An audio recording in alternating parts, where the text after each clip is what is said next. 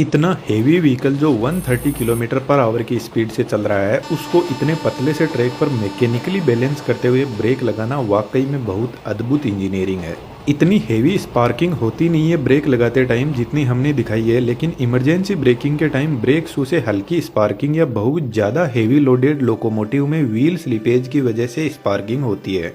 Train के इस डिब्बे को कोच बोलते हैं। आप जो कोच देख रहे हैं वह LHB कोच है। इसके नीचे 2 बोगी लगी रहती है जिनमें 4-4 व्हील्स होते हैं और इन 8 व्हील्स पर इक्वल ब्रेक फोर्स अप्लाई होता है। अब ट्रेन चाहिए कितनी भी लंबी हो, हर व्हील के पास में ब्रेक फोर्स पहुंचता है, लेकिन इस ब्रेक फोर्स का मास्टरमाइंड इंजन में लगा हुआ एक पावरफुल कंप्रेसर होता है। यह कंप्रेसर एयर ब्रेक, ट्रेन के एयर सस्पेंशन, बाथरूम, हॉर्न सभी को एयर सप्लाई करता है। यह स्पाइरल टाइप कंप्रेसर है जिसको किसी और वीडियो में बात करेंगे। इसके साइड में 2 स्पाइरल लगे हैं जो एयर प्रेशर क्रिएट करते हैं और बीच में एक पावरफुल 3 फेज इंडक्शन मोटर लगी रहती है। इस कंप्रेसर से 2 पाइप निकलती है, एक break pipe in short BP जो ग्रीन कलर की होती है और second feed pipe in short FP जिसका कलर व्हाइट होता है। जब इंजन को ट्रेन के कोच से कनेक्ट किया जाता है तो उसी टाइम इन दोनों ब्रेक और फीड पाइप को भी कोच से कनेक्ट कर दिया जाता है। लेकिन दोस्तों, जब इंजन कोच से कनेक्टेड नहीं रहता है तब भी उनमें प्रॉपर इलेक्ट्रिसिटी की सप्लाई रहती है। कमेंट में जरूर से लिखना कोच में कहां से सप्लाई आती है।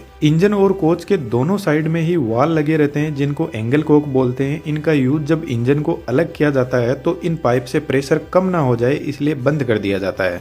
अब यह दोनों पाइप हर बोगी से होते हुए ट्रेन के लास्ट कोच की बोगी तक जाती है। हम किसी एक बोगी का ब्रेक मैकेनिज्म समझते हैं। इंजन में रखा हुआ कंप्रेसर इस फीड पाइप में कॉन्टिन्यूसली प्रेशर भेजता रहता है और फीड पाइप इस रिजर्वोयर से कनेक्टेड रहती है, लेकिन रिजर्वोयर में एयर भेजने से पहले एक वाल लगा रहता है आगे के मैकेनिज्म को मेंटेनेंस के काम के लिए, और एक डस्ट कलेक्टर लगा रहता है जो डस्ट को आगे नहीं जाने देता। इसके अलावा एक नॉन रिटर्निंग वाल जिसको शॉर्ट में NRV बोलते हैं जो सिर्फ फीड पाइप से एयर को रिजर्वोयर में आने देता है लेकिन वापस नहीं जाने देगा।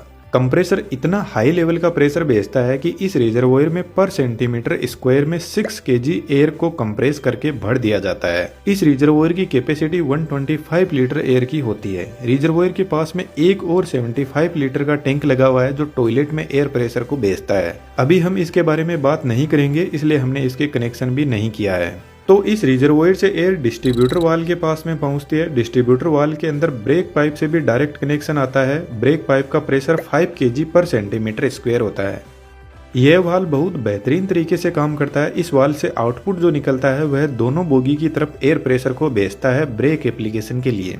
DB में एक पिस्टन दिखाई दे रहा है जिसमें नीचे की तरफ रिजर्वोयर से प्रेशर आ रहा है और ऊपर से ब्रेक पाइप का प्रेशर आ रहा है, तो पिस्टन एक जगह रुका रहेगा। जब ट्रेन का ड्राइवर ब्रेक लगाता है तो वह ब्रेक पाइप के प्रेशर को कम करने लगता है, जिसकी वजह से फीड पाइप से आ रहा प्रेशर इस पिस्टन को ऊपर की तरफ फोर्स लगाएगा, जिससे फीड पाइप का एयर प्रेशर का कनेक्शन ब्रेक सिलेंडर की पाइप से हो जाएगा और रिजर्वोयर में भरी हाई प्रेशर एयर दोनों साइड में लगी बोगी की तरफ जाने लगेगी। दोस्तों, यह एग्जॉस्ट पाइप है। यहाँ पर जो पिस्टन लगा है उसकी डिजाइन कुछ इस टाइप की है और वह इसलिए क्योंकि जब feed pipe brake cylinder pipe से कनेक्ट होती है उसी time break pipe exhaust pipe से कनेक्ट होती है, तो पिस्टन ब्रेक पाइप के प्रेशर को एग्जॉस्ट पाइप से रिलीज नहीं होने देता। अब इस कंडीशन में रिजर्वोयर का प्रेशर धीरे धीरे डाउन होने लगता है, लेकिन कंप्रेसर इस प्रेशर को डाउन होने नहीं देता, कंटिन्यूअसली एयर को भेजता रहता है। यदि लोको पायलट जितनी स्पीड से ब्रेक पाइप का प्रेशर रिलीज करता जाएगा उसका 2.5 टाइम्स प्रेशर ब्रेक सिलेंडर की तरफ जाएगा। फॉर एग्जाम्पल, यदि लोको पायलट ने 1 kg पर सेंटीमीटर स्क्वायर ब्रेक पाइप का प्रेशर डाउन किया तो ब्रेक सिलेंडर की तरफ रिजर्वोयर से 2.5 kg पर सेंटीमीटर स्क्वायर प्रेशर जाएगा। इस पाइप से होते हुए एयर प्रेशर यहाँ से फ्रंट और रियर व्हील के लिए डिवाइड हो जाएगा। यहाँ पर फिर से वाल लगे रहते हैं मेंटेनेंस के काम के लिए।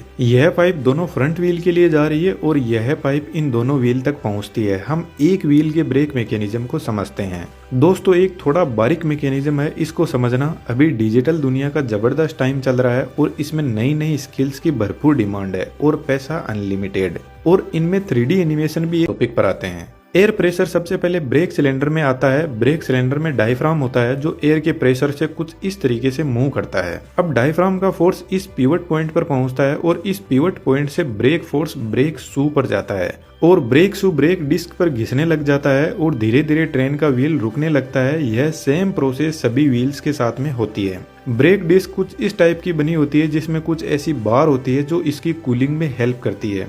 अब जब ट्रेन रुक जाती है तो जब तक ब्रेक सिलेंडर में एयर प्रेशर अवेलेबल रहेगा तब तक ट्रेन का ब्रेक लगा हुआ रहेगा। तो जनरली जब ट्रेन खड़ी रहती है तो उसमें ब्रेक लगा हुआ रहता है जो एक हैंड ब्रेक की तरह काम करता है। तो ट्रेन को स्टार्ट करने से पहले ब्रेक सिलेंडर की एयर को रिलीज करना जरूरी है, उसके लिए वापस डिस्ट्रीब्यूशन वाल्व पर चलते हैं। जब तक ट्रेन में ब्रेक अप्लाई रहता है तब तक रिजर्वोयर जिसमें एयर फीड पाइप से आती है वह कंटिन्यूअसली इस पिस्टन को ऊपर की तरफ फोर्स लगा के रखती है। लेकिन ब्रेक रिलीज के टाइम कंप्रेसर फिर से ब्रेक पाइप का प्रेशर बढ़ाने लग जाता है और एक कंडीशन आती है जब पिस्टन वापस नीचे की तरफ आने लगेगा, जिससे रिजर्वोयर का कनेक्शन हट जाएगा और ब्रेक सिलेंडर में जो पाइप अब तक प्रेशर भेज रही थी उसका कनेक्शन इस एयर रिलीजिंग पाइप से हो जाएगा। डायफ्राम के पास में एक स्प्रिंग लगी रहती है जो डायफ्राम को वापस नॉर्मल पोजीशन पर आने के लिए फोर्स लगाती रहती है। तो जैसे ही ब्रेक सिलेंडर वाली पाइप का कनेक्शन इससे होगा तो स्प्रिंग ब्रेक सिलेंडर की एयर को पूरी बाहर की तरफ रिलीज कर देगी और ब्रेक रिलीज हो जाएगा। ट्रेन के ब्रेक रिलीज करते टाइम कुछ ऐसी आवाज एयर की हमें सुनाई देती है।